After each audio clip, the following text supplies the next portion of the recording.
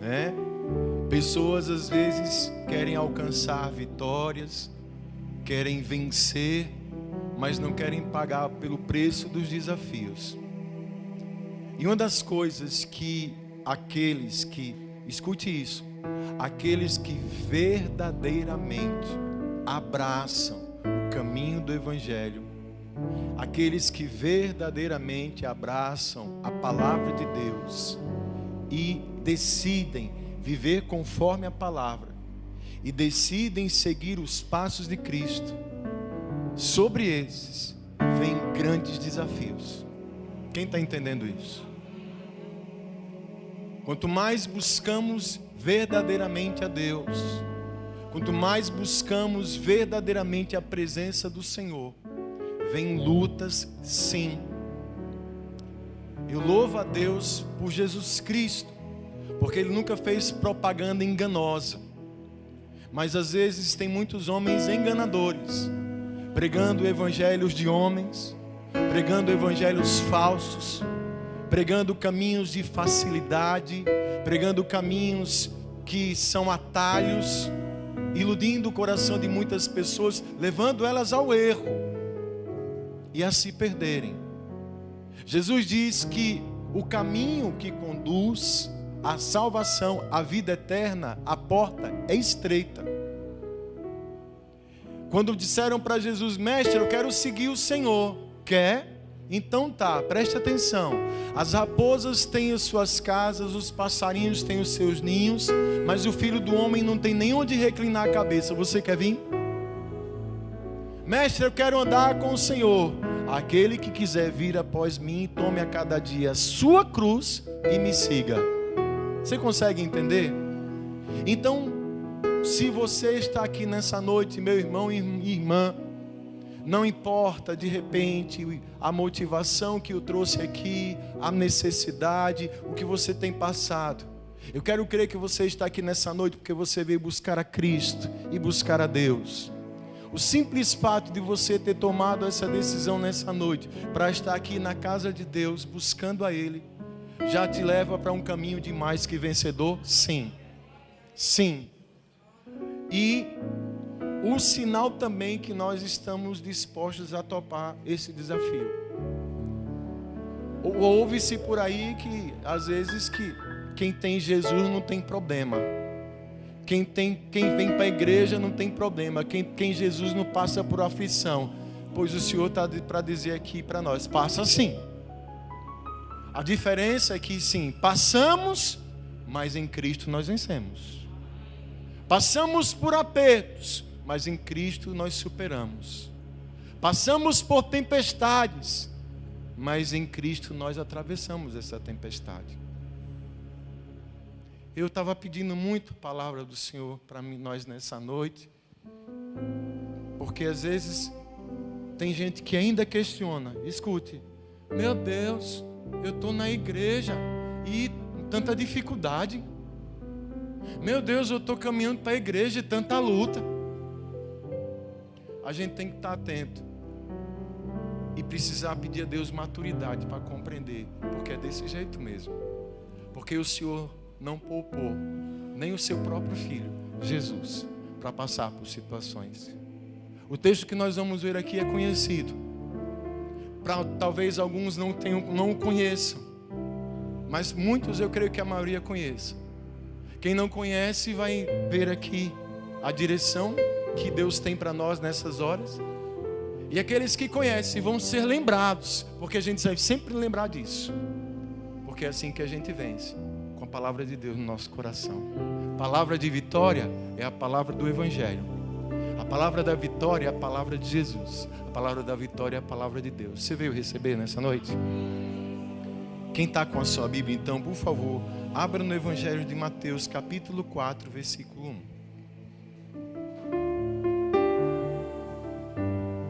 1. Mateus 4, 1. Se você encontrar, vá sinalizando.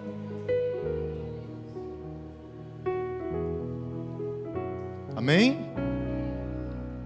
Então Jesus foi levado pelo Espírito ao deserto para ser tentado pelo diabo. Depois de jejuar 40 dias e 40 noites, teve fome. O tentador aproximou-se dele e disse: se você é o Filho de Deus, mande que essas pedras se transformem em pães. Jesus respondeu: está escrito, nem só de pão viverá o homem, mas de toda a palavra que procede da boca de Deus. Então o diabo o levou à cidade santa, colocou na parte mais alta do templo e lhe disse: se você é o Filho de Deus, jogue-se daqui para baixo, porque está escrito, ele dará ordens aos seus anjos ao seu respeito, e com as mãos eles o segurarão, para que você não tropece em pedra alguma. Jesus lhe respondeu: também está escrito, não ponha à prova o Senhor, o seu Deus. Depois, o diabo levou a um monte muito alto, e mostrou-lhe todos os reinos do mundo e o seu esplendor, e lhe disse: tudo isto lhe darei, se você se prostrar e me adorar. Jesus lhe disse: retire-se, Satanás, pois está escrito, adore o Senhor, o seu Deus, e só a Ele preste culto. Então o diabo o deixou, e os anjos vieram e o serviram. Senhor, obrigado pela tua presença. Espírito Santo, continue conosco e fala ao nosso coração. Queremos a tua palavra, Pai, e que ela venha mais uma vez no encontro daquilo que o Senhor sabe que nós estamos precisando. Crendo assim, já te agradecemos no nome de Jesus. Amém. Pode sentar-se, amados.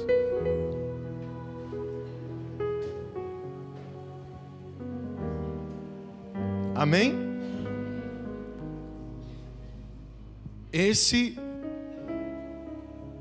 Esse foi o grande momento de preparação do Senhor Jesus para a sua jornada aqui na terra. Assim que ele se batiza, assim que o Espírito Santo vem sobre ele, ele vai se preparar para o maior de todos os desafios, trazer a salvação para cada um de nós. E aqui, depois de jejuar, quantos dias, irmãos? 40 dias, ele teve fome.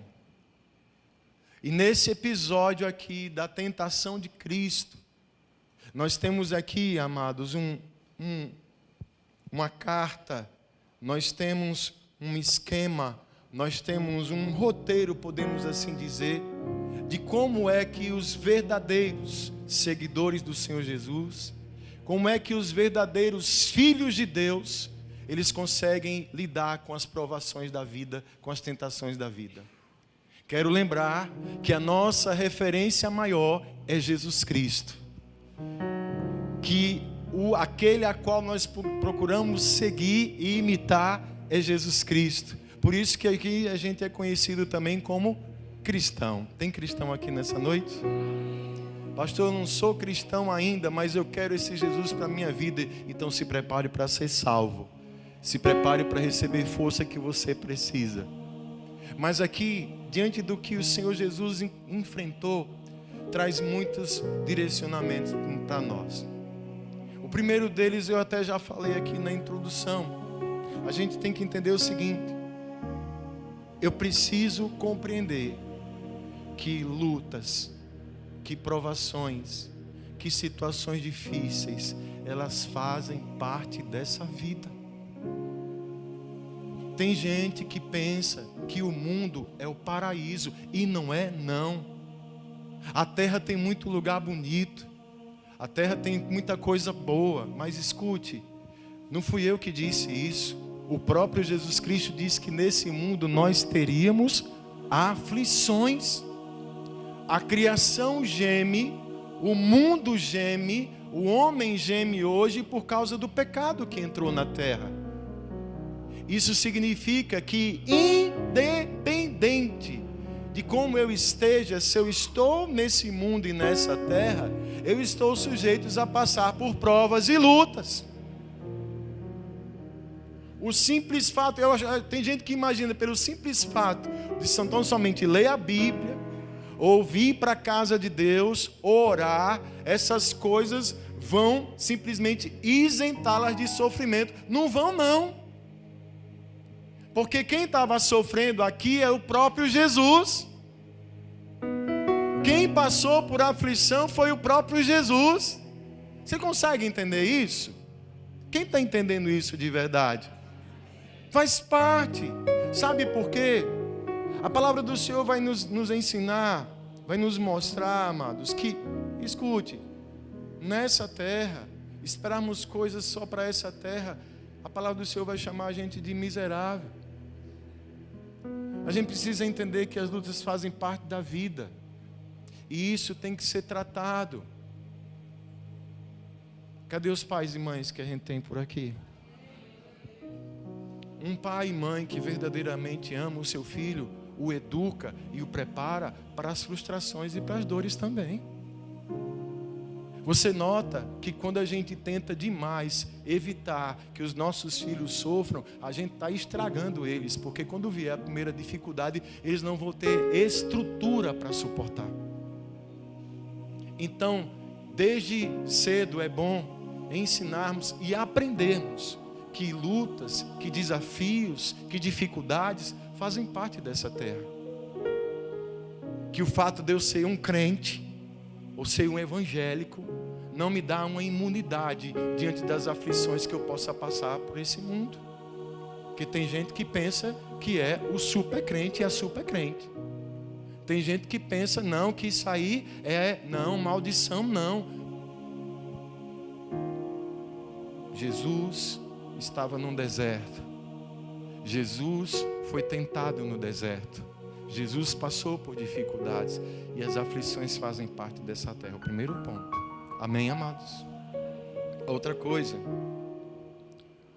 Aquele que verdadeiramente está procurando abraçar a Cristo e seguir o seu caminho, vai entender que, sabe, em relação aos ataques do inimigo, covarde e astuto como ele é, ele só vai bater aonde dói na gente. Ele vai investir exatamente nos nossos pontos mais fracos. Isso significa que nós precisamos estar atentos e vigilantes contra as brechas que às vezes a gente dá para o inimigo das nossas almas. O inimigo nunca vai atacar uma pessoa no lugar onde ele é mais forte, que ele não é idiota, ele não é imbecil. Ele vai bater onde sabe que está a nossa fraqueza. Como assim, pastor? Jesus passou 40 dias jejuando e o texto diz que ao final de 40 dias ele teve fome. Ele não estava com sede porque certamente, irmão Roberto, ele estava com um cantinho de água dele. Porque um ser humano comum, se passar 40 dias sem tomar água, ele morre. Ele estava com água. Jesus fez um jejum de comida. Então, o texto diz que no final de 40 dias ele estava com fome. Fome. E qual foi a primeira tentação do diabo? Se você é o filho de Deus, mande transformar essa pedra em pão. Será que Jesus não tinha poder de transformar a pedra em pão? Sim ou não? Mas ele não fez isso. Ele responde com a palavra. Está escrito que nem só de pão viverá o homem, mas de toda palavra que sai da boca de Deus. Mas entenda isso. Entenda isso. Eu preciso estar atento, porque escute, eu, você, todos nós temos as nossas fraquezas, as nossas fragilidades, e precisamos estar atentos e vigiarmos, porque é exatamente aí que vai ser investido o ataque do inimigo. Numa batalha, numa estratégia de guerra militar, um exército que vai atacar, ele não vai atacar onde está bem protegido, ele vai procurar uma brecha, ele vai procurar uma fraqueza e vai partir para cima com tudo. Quem está entendendo isso aqui? Eu preciso então estar sempre vigilante na minha vida. Às vezes vão ser situações que eu vou ser ali, sabe? Quando eu pensar que não, pronto, cair. Tenho que pedir, Espírito de Deus que habita na minha vida, Espírito Santo que está na minha vida, me ajude, que eu possa tomar cuidado, que eu possa redobrar as minhas defesas nesses meus pontos fracos. E outra coisa, essas fraquezas também servem para que a gente aprenda que a gente tem que andar na dependência de Deus. Porque maior e poderoso é só Jesus Cristo. Nós precisamos da graça, da misericórdia e da presença de Deus na nossa vida.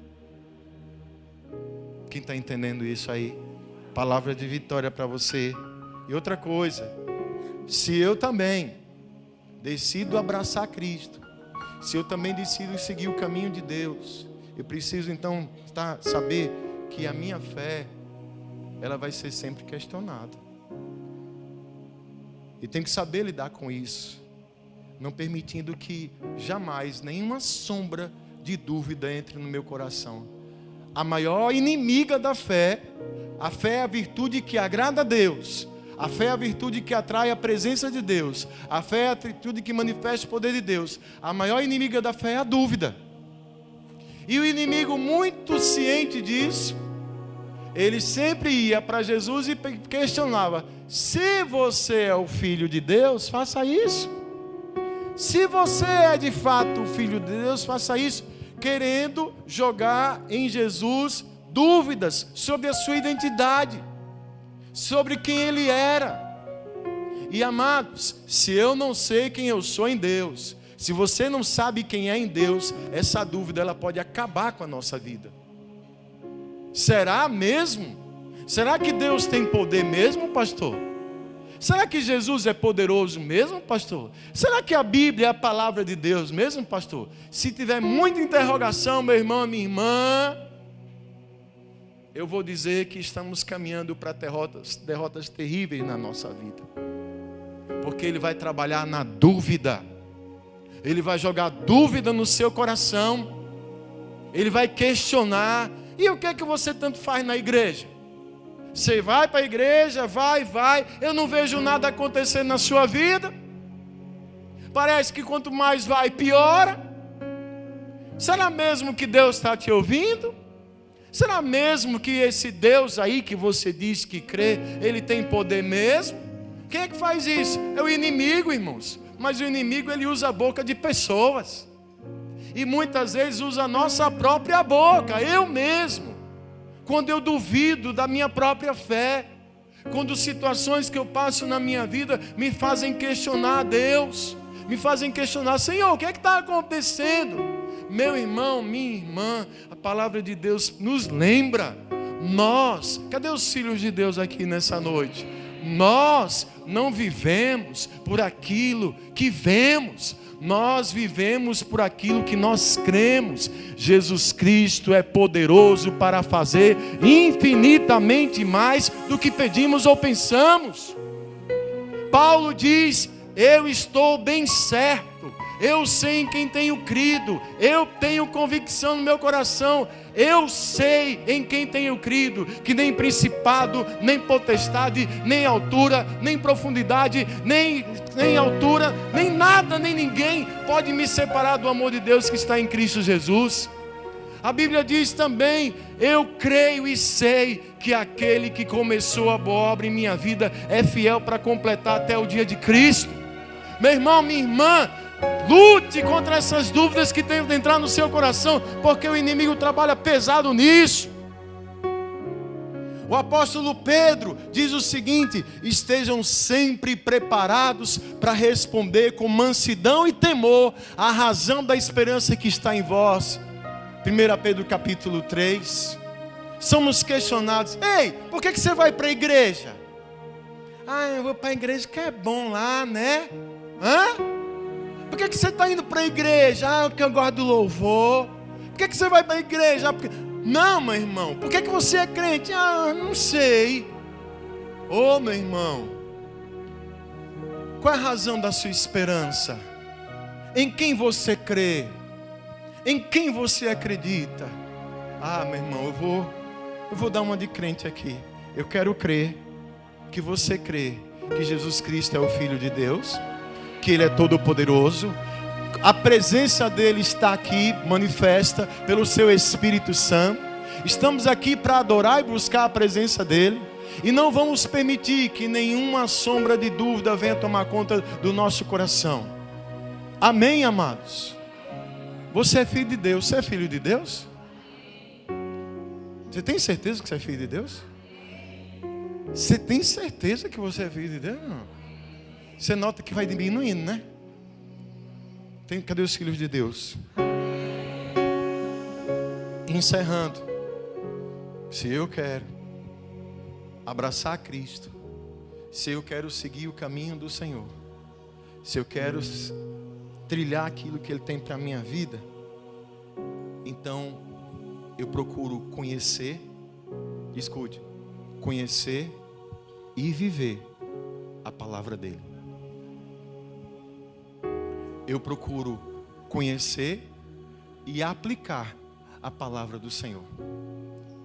A arma mais poderosa contra o inimigo é a prática da palavra de Deus. Satanás, que significa adversário, inimigo, ele conhece toda a palavra. A título de curiosidade, Satanás usa as escrituras para afrontar Jesus. Você vê no texto que ele diz, está escrito, porque ele lê, missionário Deus, ele conhece. O inimigo estava lá quando a palavra foi escrita. A diferença é que Satanás, ele conhece a palavra, mas ele não aplica a palavra, ele não obedece a palavra, ele é rebelde diante da palavra. Mas aquele que conhece e vive a palavra, sobre essa pessoa existe autoridade, poder de Deus e força para lidar contra qualquer força do inimigo. Todas as respostas que Jesus trouxe para Satanás foram respostas da palavra do Senhor. Deuteronômio capítulo 7 especificamente. Jesus não só conhecia a Bíblia, mas ele vivia a Bíblia. Jesus não só achava bonita a palavra, mas ele obedecia a palavra, ele praticava a palavra. Você quer vencer o inimigo? Você quer vencer os adversários na sua vida? Você quer vencer as tempestades na sua vida? Conheça a palavra e obedeça a palavra. Conheça o Evangelho e viva o Evangelho. Nós estamos, irmãos, vivendo um tempo de muitas pessoas que são doutores, conhecedores da Bíblia, que decoram versículos, que tem versículos lá nas paredes das suas casas, que botam adesivo no carro, mas se não obedece, tudo isso é nada, amados. A vitória que vence o inimigo é uma vida que se procura se basear e seguir a palavra sagrada do Senhor. O resto é conversa. O resto é mimimi e o diabo manga da cara. Sempre eu lembro desse episódio. Em Atos dos Apóstolos, ali, início da igreja, os discípulos estavam ali operando muitos milagres, irmã Cleide, fazendo muitas obras. E tinha uns filhos de um sacerdote chamado Seva. Eram 7 filhos. E eles achavam bonito ali, rapaz, que massa. O pessoal parece uns X-Men, tudo poderoso, fazendo um monte de coisa aí. Como é que eles falam lá? E ficavam acompanhando. E via que quando os discípulos oravam, quando Paulo orava ou repreendia algum demônio, dizia, eu te expulso em nome de Jesus. Olha, o negócio é isso aí. É só falar igual eles. E a palavra em Atos dos Apóstolos diz que esses filhos de Seva pegaram um homem endemoniado e foram lá fazer o show deles. Eu expulso você no nome de Jesus que Paulo prega. Quem conhece essa história? Quem não conhece, os demônios dizem assim, sei quem é Paulo e sei quem é Jesus. E vós quem sois? E os demônios partem para cima deles e dão porrada, uma pisa. Eles são espancados e humilhados. Por quê? Conheciam a palavra, mas não viviam a palavra. Conheciam a palavra, mas não obedeciam a palavra. Conhecer a palavra e não viver a palavra é caminhar para a derrota. Louvado seja Deus pela sua vida, porque aqui a gente procura, a gente se esforça, a gente faz o máximo aqui para trazer a palavra de Deus para esse lugar. E se esforça ainda mais, para que diante da palavra que chega ao nosso coração, a gente obedecer. a gente viver essa palavra, porque na hora que vier a tempestade, na hora que vier a tentação, a gente vai ter maturidade, a gente vai ter consciência das nossas fraquezas, a gente vai ter entendimento da palavra, e a gente vivendo essa palavra, a gente vence os ataques do inimigo. Meu irmão, minha irmã, Deus não deseja que nenhum de nós seja derrotado. Não, Ele deseja que a gente vença. E temos um exemplo que é Cristo. É só olhar como Ele andou, é só olhar como Ele viveu, é só olhar como Ele enfrentou as coisas. E é exatamente por isso que você vai vencer. Porque se você está por Cristo e para Cristo, se você está pela palavra do Senhor, tem vitória para a sua vida. Amém? Quem recebe isso aí? Diz aí, graças a Deus. Você fica em pé um pouquinho comigo, por favor?